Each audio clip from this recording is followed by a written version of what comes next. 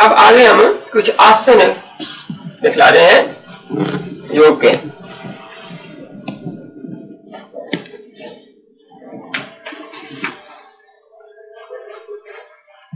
अब इन आसनों में भी सारे शरीर की वर्जिश है, लेकिन इन आसनों को करते वक्त देखना है कि हमें कौन कौन से आसन जो अच्छी तरह हो सके वो कर और उनको। अब आगे हम कुछ आसन दिखला रहे हैं योग के।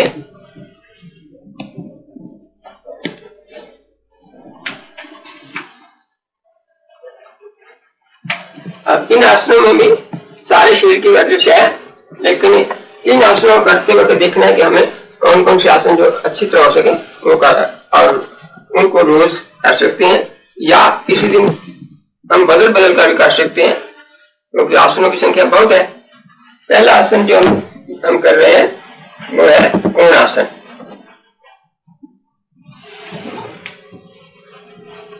टांगें फैला ली, एक तरफ एक पैर मोड़ दिया और उस तरफ का घुटना झुका दिया। घुटने के ऊपर से बाजू आए और पैर के अंगूठे को टच करे और ऊपर से ये सीधा। अब कमर और बाजू पूरा तना हुआ है। थोड़ी देर रहने के बाद फिर हम उठ जाए। उठकर हम यही क्रिया दूसरी तरफ करें। वो पैर सीधा कर लिया, दूसरा पैर इधर तान दिया और पहले हाथ लगाए नीचे और जब हाथ लग जाए दूसरी बाजू को भी ऊपर उठाकर ऊपर तान दिया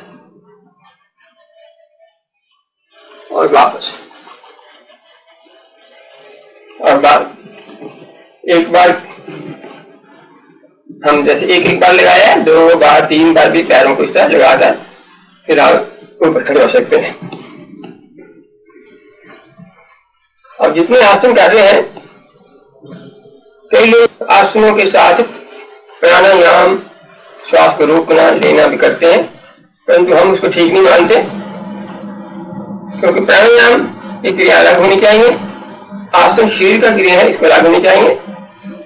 तो आसन करते वक्त हमारा जो श्वास है वो सामान्य अवस्था में जिस तरह नॉर्मल ब्रीदिंग से कहते हैं चलती रहनी चाहिए, उससे ज्यादा लाभ होता है।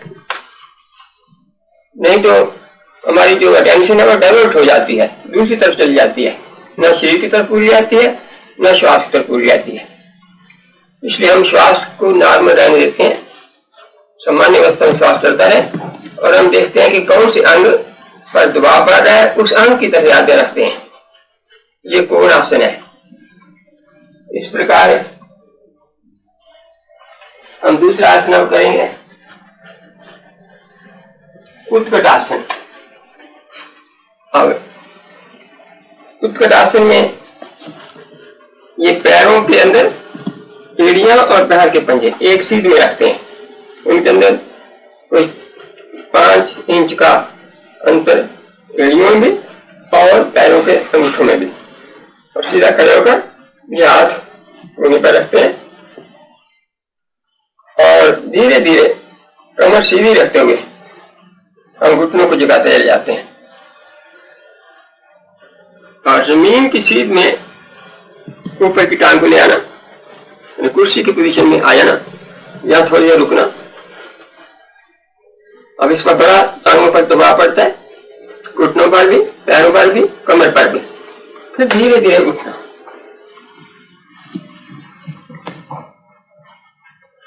यहां से हम 3, 4, 5 बार इस प्रकार करने से बहुत व्यायाम हो जाता है टांगों का और कमर का। नजर सामने होनी चाहिए, गर्दन और कमर सीधी होनी चाहिए।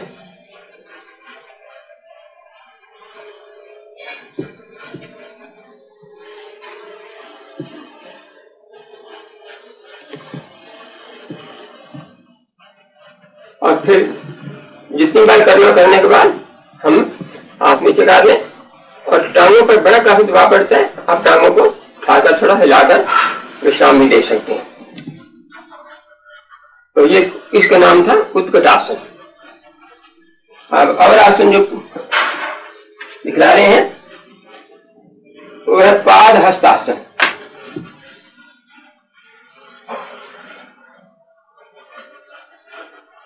पाद हस्तासन का मतलब पांव और हाथ को आप इस काम में प्रयोग में लाना है। अब इसमें एक हाथ को यहाँ रखना और टांग एक उठानी,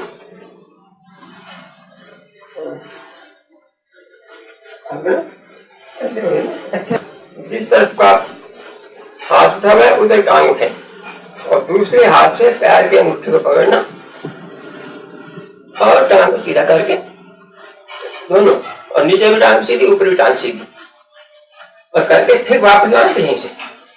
अगर कोई बैलेंस ठीक नहीं रहे तो ये कोई हर्ष की बात नहीं, दीवार से खड़े होकर भी काट सकते हैं ऐसे साथ लाके,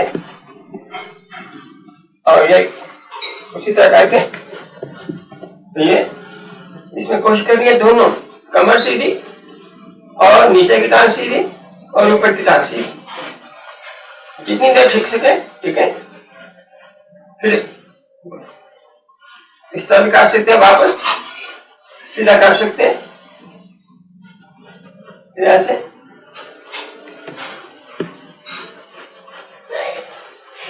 फिर वापस,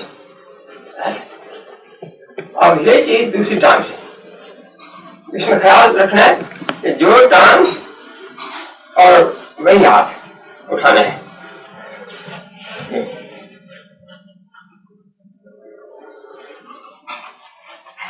और अंगूठे को जो पकड़ना है ऐसे नहीं पकड़ना, अंदर से पकड़ना है और टांग को सीधी करना है और नजर सामने।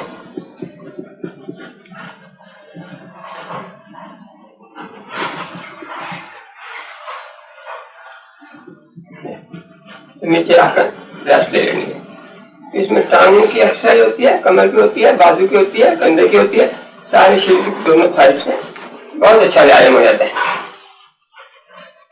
तो इसको हम कहते हैं पाद हस्तासन।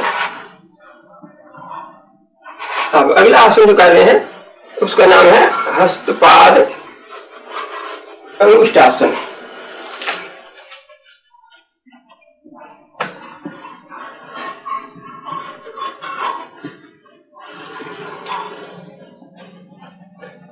अब ये आसन जो कर रहे हैं ये बहुत उत्तम आसन है।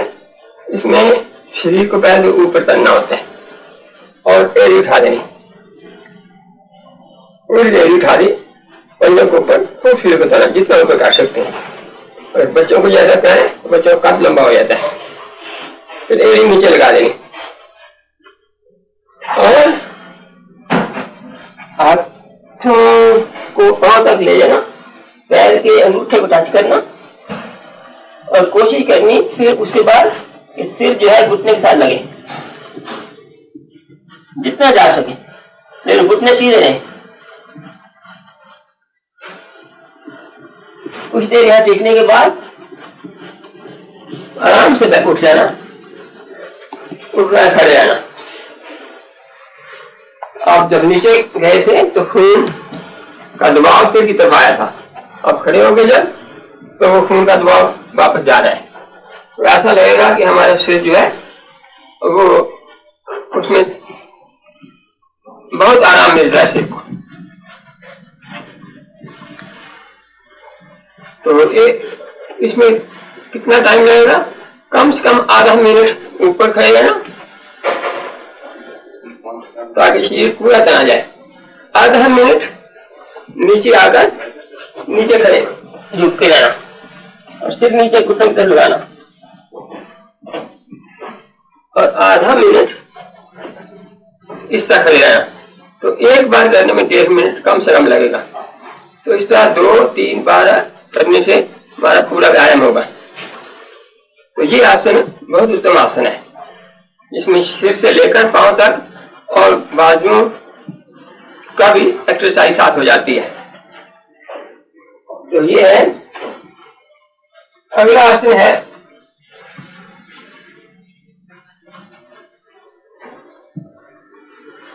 अब हम ये खड़े होकर आसन किए थे, 4 आसन। अब हम 2-3 आसन लेट के करेंगे।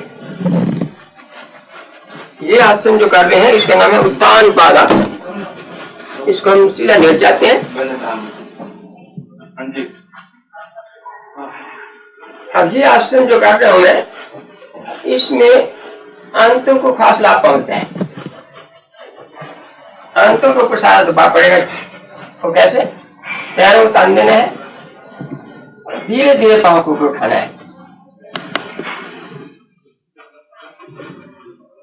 जब ये कोई जमीन से 2 फुट ऊपर उठाएंगे उसे मत थोड़ा रुक जाना है। रुक के उसी गति से धीरे धीरे टांगों को नीचे लाना है। न झटके से ऊपर ले जानी, न झटके से नीचे ले जानी। और ऐसा करते करते यहाँ अंतों का व्यायाम होगा। अंतों के अंदर जो कमजोरी वो दूर होगी।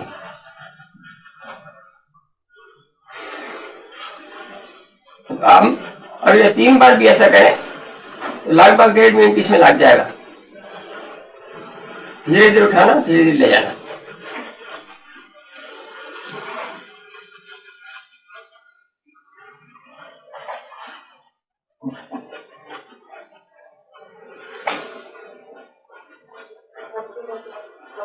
ये करने के बाद पूरा पैरों को फिर ढीला छोड़ दिया, शवासन में आराम करना। क्योंकि इस वक्त बाहर से चाहे ये पता नहीं लगता, शरीर के ऊपर काफी दबाव पड़ रहा होता है इस आसन का।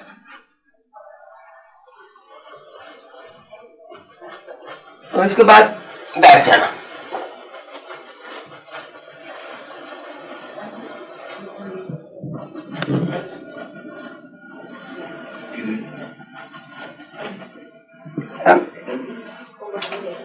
एक और आसन करना है, उसको पश्चिमोत्तानासन कहते हैं।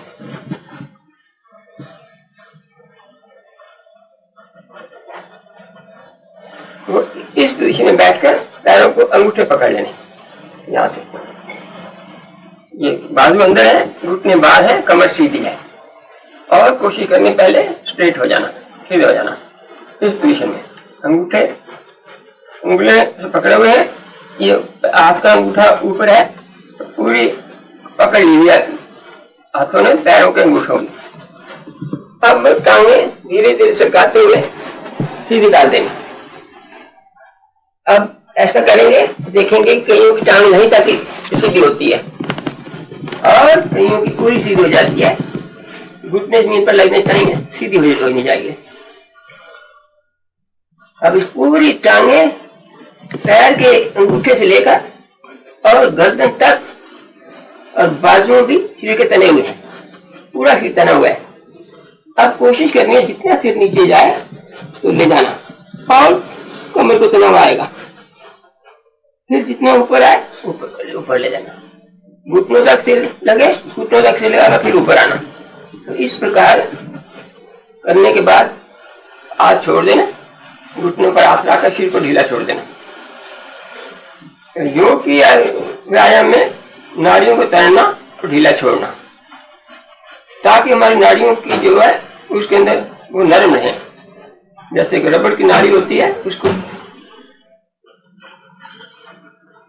तैरने से और ढीला छोड़ने से वो नरम हो जाती है। इस तरह शरीर की नाड़ियां भी तैरने से और ढीला छोड़ने से नरम होती हैं, और नरम होने से ब्लड प्रेशर की बीमारी नहीं होती।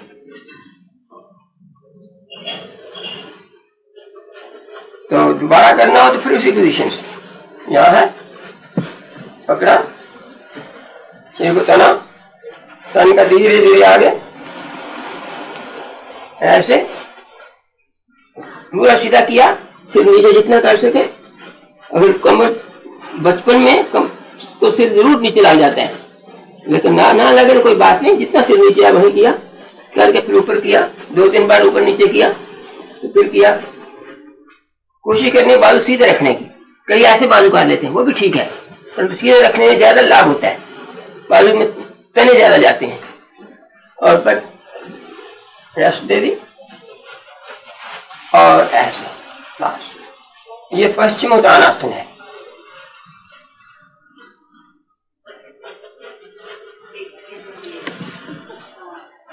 और आसन कर रहे हैं हम जानु शीरासन। जानु शीरासन भी इसी आसन के साथ मिलता जुलता है। दोनों टांगें सीधी कर लेनी, एक पैर को अंगूठे को एड़ी को पीछे करके ये पैर इस टांग के साथ लगा देना ऊपर से, और ये टांग अंगूठा नीचे, और यहाँ पर इसको पकड़ लेना, पकड़ कर फिर घुटना नीचे लगाना, सिर और घुटना मिल जाए, फिर ऊपर कर लेना, फिर ऐसे नीचे, फिर ऊपर और छोड़कर अब टांग को बदल लेना,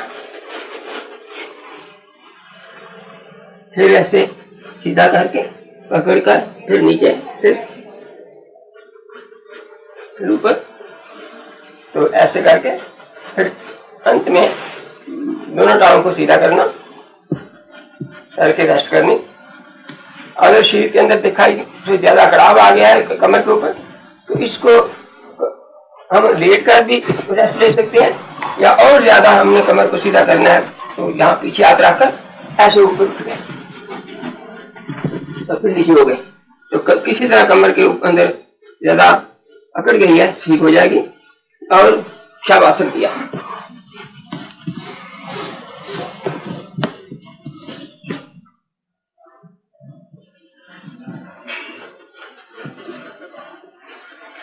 ये आसन बहुत उत्तम आसन है, लेकिन कई बार अगर हम बड़ी उम्र में करने लग जाएं तो, या कईयों की छोटी उम्र में भी कमर इतनी अकड़ी होती है कि बिल्कुल नीचे जाती नहीं है, और हाथ जो है यहाँ से आगे नहीं पहुंचते, यहीं तक रहते हैं। अब उनके लिए क्या करना है?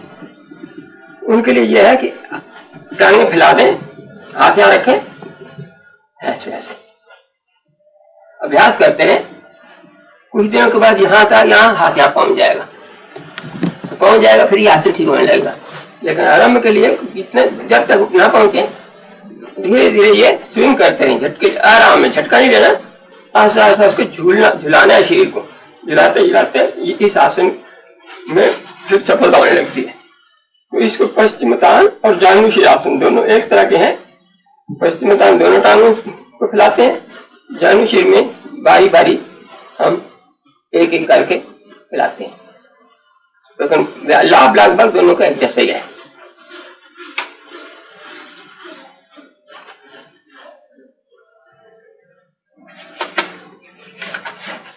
और आसन जो हम कर रहे हैं वो है सर्पासन।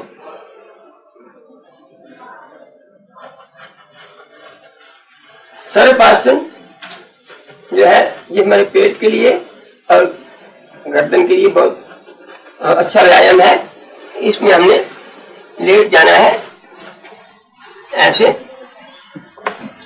और अपने ये बाजू हाथ है, हाथ को छाती की डिस्टेंस पर, छाती की दूरी पर एक दूसरे और कंधों के साथ रखना है, कहीं ऊपर उठ जाए। हाथ कंधों के साथ थोड़ा 1-2 इंच हटकर ठोडी को नीचे लगा देना है, पिछली टांगों को तान देना है, अंगूठों को, और सिर को धीरे धीरे ऊपर उठाना है, बस जिसे पेट के अंदर हम आए। बाजू को ऐसे नहीं उठा लेना, ये दंड हो जाएगा। पेट को केवल उठाना है, बाजू मुड़े रहेंगे, और जो ऐसे पोजीशन में आए फिर थोड़ा इधर देखना है, वापस आना है, इधर देखना है, ऐसे, और फिर नीचे आ जाना है। जहां सिर को ढीला छोड़ देना है, फिर ऐसे ऊपर उठकर दाएं बाएं देखना है, और फिर नीचे आ जाना है। 3-4 बार ऐसे करने के बाद हम वापस आ गए शवासन में।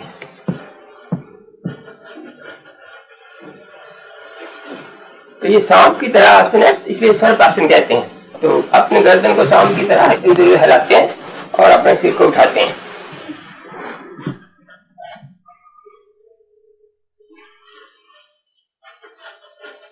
शवासन कर लें तो इसका ज्यादा और भी लाभ भी होता है, आराम भी मिलता है।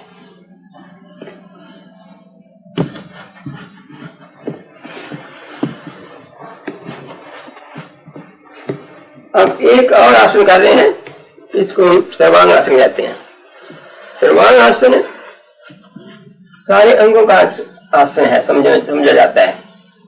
कभी किसी को वायु पेट में हो जिससे दर्द हो रही हो, सर्वांग आसन करने से वो दर्द तत्क्षण दूर हो जाती है, वायु अपना स्थान छोड़ देती है।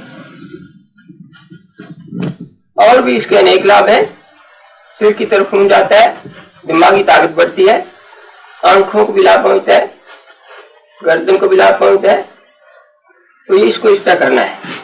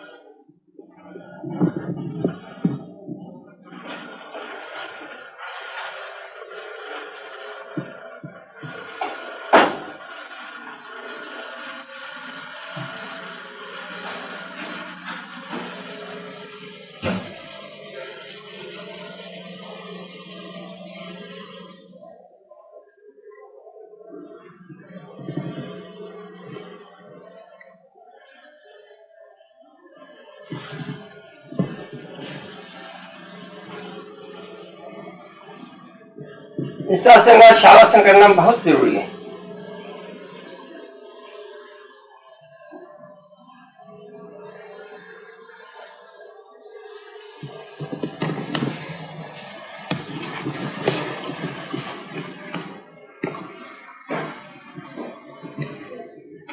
इतनी क्लैरिटी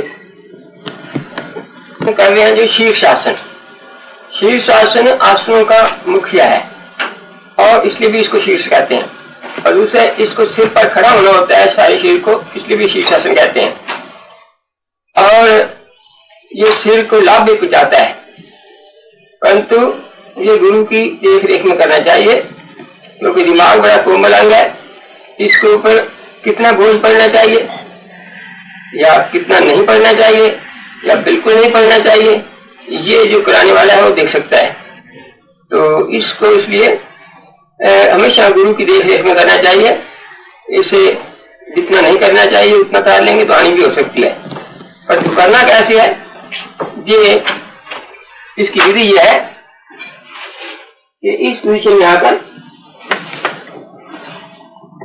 हाथों की कंघी बना ली, नीचे जमीन नरम होनी चाहिए और हाथों की कंघी के अंदर सिर का चोटी का हिस्सा रखना है।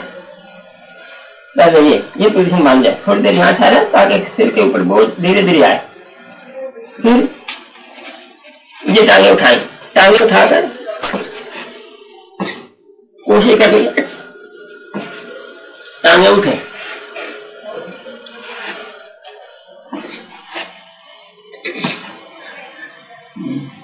अब ये जमीन जो है ये हिलती है, तो हिलती जमीन पर नहीं हो सकेगा।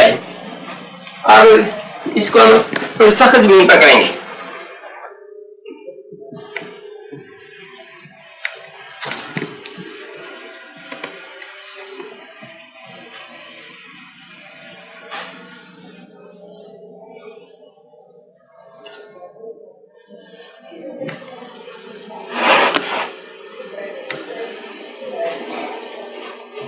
वापस आकर फिर यहां रेस्ट करनी है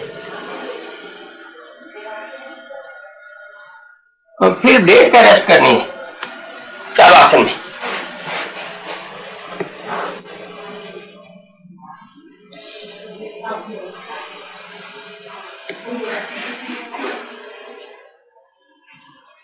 और फिर हम बैठ सकते हैं। जितनी देर शीर्षासन किया जाए उतनी देर रेस्ट करनी आवश्यक होती है, इसलिए थोड़ा आसन किया जाए, थोड़ी रेस्ट की जाए, उतनी ही। अब ये योग के सारी क्रियाएं धीरे धीरे हमें देखेंगी, लेकिन इनको हमेशा किसी शिक्षक के निरीक्षण में किया जाए, सीखा जाए, और जब अच्छी तरह आ जाए तब हम किसी को सिखलाएं। अगर स्वयं ना आती हो तो फिर इस किसी को सिखाने में कुछ हानि भी हो सकती है, इसलिए स्वयं इनका अच्छी तरह समझना, किसी की देख रेख में, और फिर अच्छी तरह इनका ज्ञान प्राप्त करना बड़ा जरूरी है।